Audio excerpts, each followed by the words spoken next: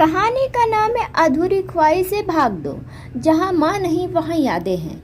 सीमा के जाने के बाद रवि की जिंदगी जैसे थम सी गई थी, लेकिन अब उसकी एक जिम्मेदारी थी, आशा। वो नन्ही सी बच्ची अब 5 साल की हो गई थी। वो माँ को याद नहीं कर पाती थी, लेकिन रवि ने कभी उसकी कमी महसूस नहीं होने दी। हर सुबह उसके स्कूल छोड़ना, लंच तैयार करना, रात को माँ की तरह कहानियाँ सुनाना। रवि ने पिता के साथ साथ माँ की भूमिका भी बखूबी निभाई। आशा कभी कभी पूछती थी, पापा मेरी मम्मी कैसी थी? रवि चुप हो जाता था, फिर मुस्कुराकर कहता, तुम जैसी प्यारी और सच्ची। रात को जब आशा सोती थी तो रवि अक्सर सीमा की तस्वीर के सामने बैठता और कहता, तुम्हारी ख्वाहिशें अधूरी रह गई सीमा, लेकिन मैं उन्हें जिए बिना मरूंगा नहीं। साल बीतते गए। आशा अब कॉलेज में पढ़ती है, समझदार, आत्मनिर्भर और बेहद संस्कारी। हर साल सीमा की बरसी पर आशा खुद पूजा करवाती है, माँ की पसंद के फूल लाती है।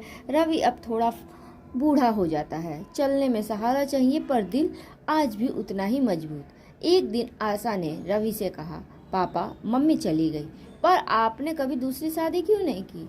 रवि की आंखों में पानी आ गया। वो बस इतना बोला, कभी किसी ने उस जगह की हिम्मत ही नहीं की जहाँ सीमा थी।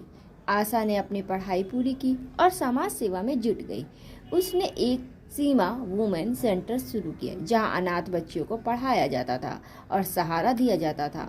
उसने कहा, ये मम्मी की अधूरी ख्वाहिश थी कि कोई बच्ची कभी अकेली ना रहे। रवि की आंखों में आंसू बह निकले। वो आज पहली बार मुस्कुराया और कहा, अब मुझे लगता है कि मेरी अधूरी ख्वाहिशें भी पूरी हो रही हैं, और वो भी तुम्हारे ही जरिए।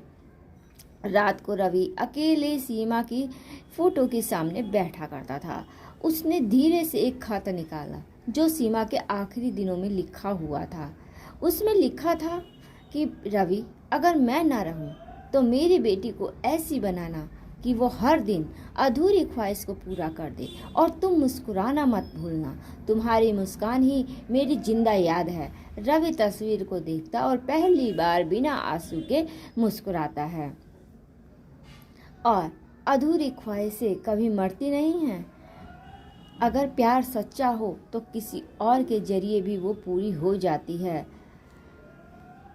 इसका पार्ट 3 देखने के लिए हमारे चैनल पे बने रहिएगा।